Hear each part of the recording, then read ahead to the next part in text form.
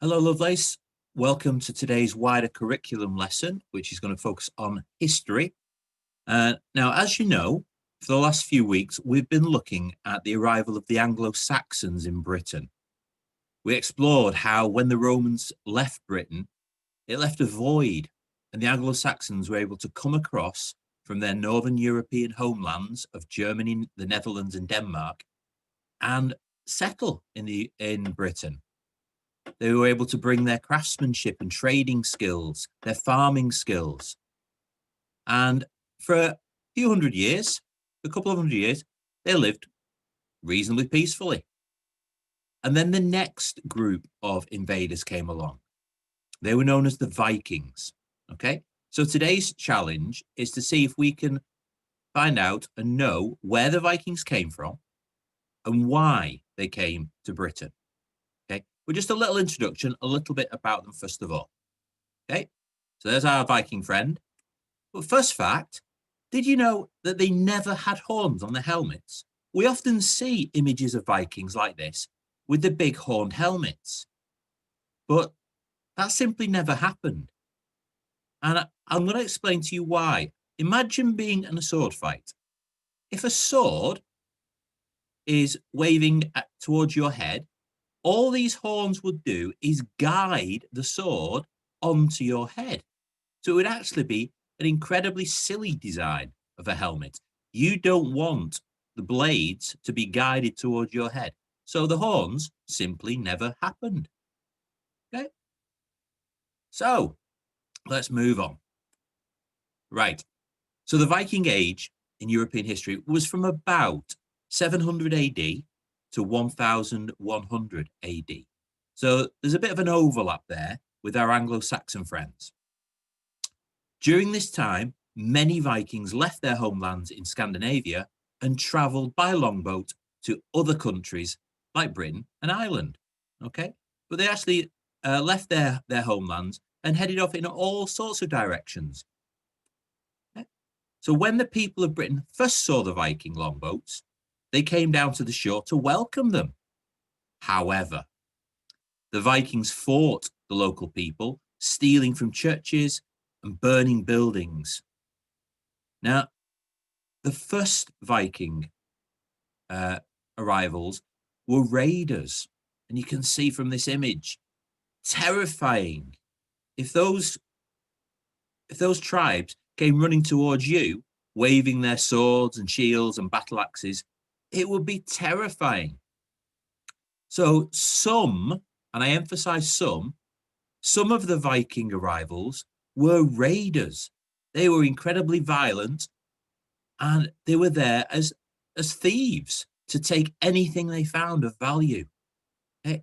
And it was the churches that were often the targets. The churches and monasteries weren't guarded, they weren't protected, but contained all sorts of riches. So quite often the churches and monasteries became the target for these Viking raids. Now, the word Viking itself comes from an old language called Old Norse, and it basically means a pirate raid. Okay? So when people went off raiding, they were actually said to be going Viking. So it was used as a verb. I'm going shopping, I'm going walking, I'm going Viking. And to go Viking was to go on one of these raids. Okay? And you can see from this image, even though it's a painted image, the style of helmet, very different to what we traditionally think of with the horns on the side. But you can see one of their weapons of choice would be a battle axe like this. He's also carrying a sword and a shield, which has a metal frame to it, but you can see the main panels are wood. Because in those days, the only metal they would work with would be iron, and it's quite a heavy metal. So imagine that whole shield being made out of iron. It would be simply too heavy to carry. We're familiar with these types of maps because when we introduced our Anglo-Saxon friends, we looked at a map of the UK and Northern Europe. But you can see from this map that we're heading a little bit further round to the north and east. And this area here is called Scandinavia. Now, Scandinavia includes Norway, Sweden, and Finland, which is not on this particular map. But the Vikings themselves came from Norway, Sweden, and also parts of Denmark. Okay? So these orangey colours, these are the areas where the Vikings' homelands were, so where they originated from.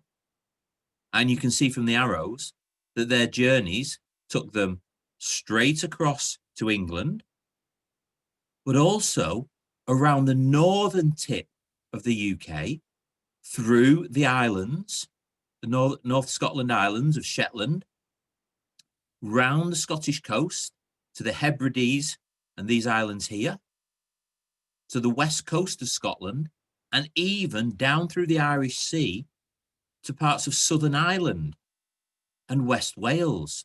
So the orange areas show us where the Vikings came from. The red areas show us some of the places where the Vikings eventually settled. And the arrows show the routes that they took. Okay? So just like the Angles, the Saxons, and the Jutes, the Vikings came from Northern Europe, but they traveled from the Scandinavian countries of Norway, Sweden, and Denmark, just as the map explains. Now, the first Viking raids in Britain was actually in 787 AD. And as I've already said, the early raids were violent and they were there to steal valuable items. The monasteries were the easy targets. We mentioned in our Anglo-Saxon work about the monastery at Lindisfarne and how that was set up to bring Christianity to the Anglo-Saxons. And the monastery there at Lindisfarne was one of these raids. It was full of valuable things. Churches and monasteries and cathedrals often are. Anyone who's ever visited a cathedral will see some of the ornate decorations and some of the items there on display are made of, say, very precious metals, golds and silvers, commonplace in these sorts of buildings. And so they were really easy targets, lots to steal and no protection. But just like the Anglo-Saxons, all the Vikings were not raiders. They weren't all violent people. Many of them were farmers, craftsmen, and traders. So like with any community, with any civilization, you've got a whole range of types of people, different jobs. Okay? So we might think of Vikings as being these violent raiders, these pirates of the sea, but in reality, they were a mixture of people, just like any community. They were also incredible seafarers. They were real explorers wanting to trade. So here we go. The Vikings were great seafarers.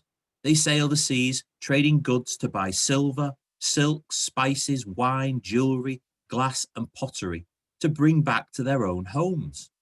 And you can see from this map some of the countries that they visited. It wasn't just crossing the North Sea to Britain, but they also crossed the North Atlantic, visiting Iceland, Greenland, and Newfoundland. Okay? And for those who, say, aren't familiar with Newfoundland, if you keep going to the left there, you'll get to Canada and the northern United States. Okay, so they traveled long distances. When you think that their longships had relatively basic sails and oars, there were no engines, there were no power boats in those days. Okay? So these were big, heavy wooden boats with basic sails and oars, but they were still able to traverse the rough seas of the North Atlantic to places like Iceland and Greenland. They also went down through the English Channel, around Spain and Portugal,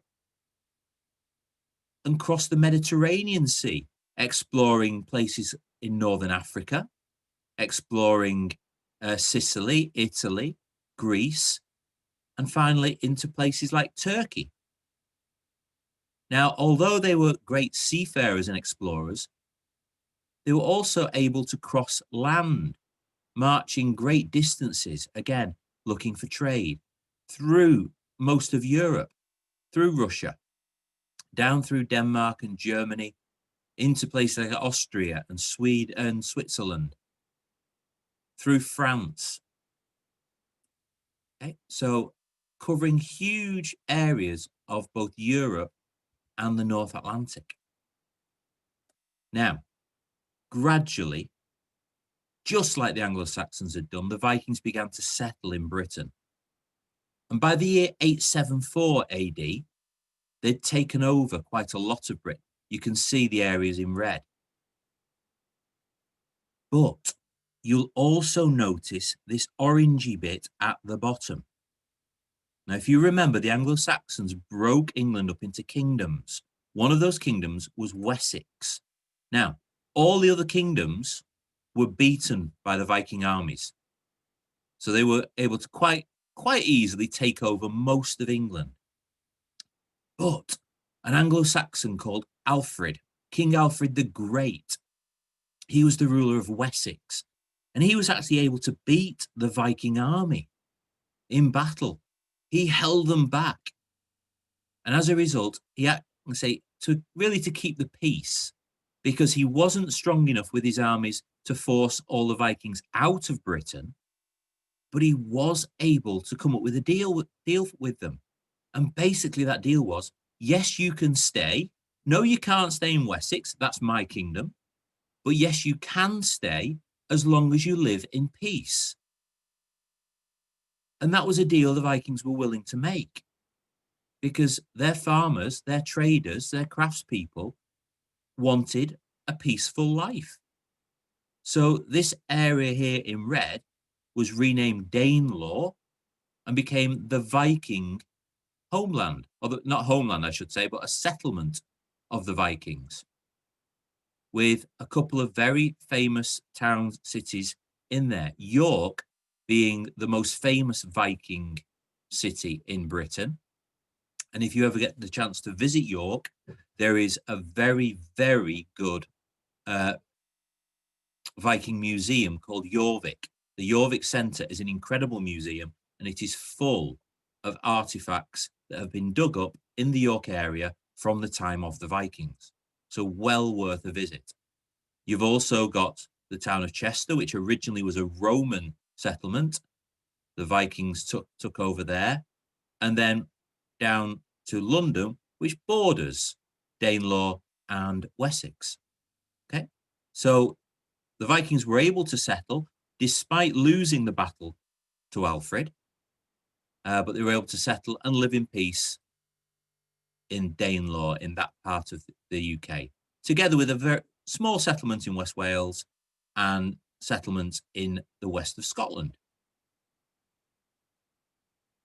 So, in our Anglo-Saxon work, we have talked about push and pull factors.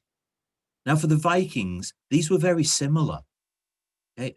There wasn't a huge difference between the push-pull factors of the Vikings and the Anglo-Saxons. The major pushing factors were the lack of space and poor farming land. And that was very similar for our Anglo-Saxon friends. Remember, because they're coming from similar parts of the world, it's that Northern Europe area. So land was becoming less and less, and the quality of land wasn't good. Okay, so those were pushing factors. Of the three countries the Vikings came from, Norway, Sweden, and Denmark, Norway was too hilly. There weren't flat plains where the farmers could tend crops, look after their cattle and their animals easily. It was just too hilly. Sweden was covered in forest. Now, we know that forests are useful because we can use the wood for firewood and we can use the wood for building and so on. But if it's all forest, then there's nowhere for your farming. Okay, so Sweden was just covered too much forest, too many trees, so too difficult to farm. And Denmark had a lot of sandy soil. So the soil wasn't fertile. It wasn't good for growing crops in. So these three factors were pushing factors that drove the Vikings away from their homelands. Okay? So the biggest pull factor was the land.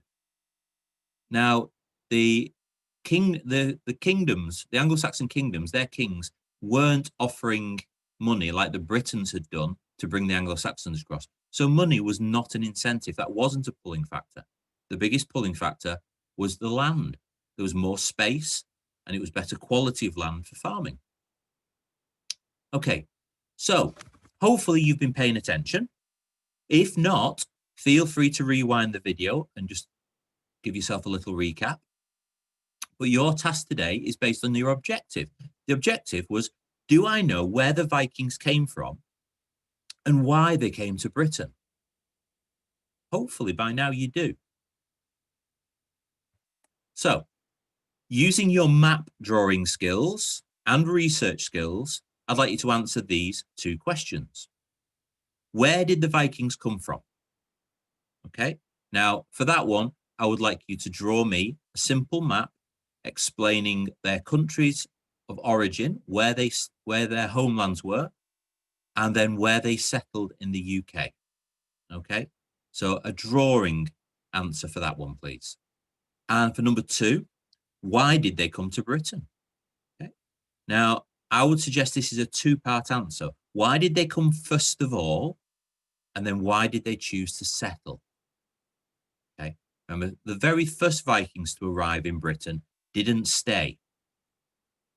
It was after a little while that visiting Vikings decided to settle and stay in Britain. So that's a two-part answer.